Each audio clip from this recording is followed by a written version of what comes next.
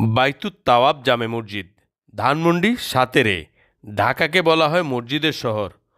কত যে মসজিদ এই শহরে তা হয়তো আমরা অনেকেই জানি না।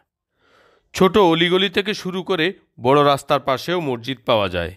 মূলত মোগল আমল থেকেই মসজিদের শহরে পরিণত হয় ঢাকা। ইসলামিক ফাউন্ডেশন বাংলাদেশের হিসাব অনুসারে ঢাকায় বর্তমানে ১০,০০০ মসজিদ আছে। আজ জোহরের নামাজ আদায়ের জন্য আসলাম এই মসজিদে। এটি ৪তলা ভবন, খুব সুন্দর মসজিদ। উপরে সুন্দর একটি মিনার আছে।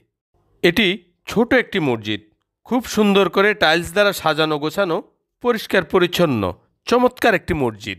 এই মসজিদটি গলির ভিতর। এই এলাকার মুসল্লিগণ এখানে নামাজ আদায় করেন।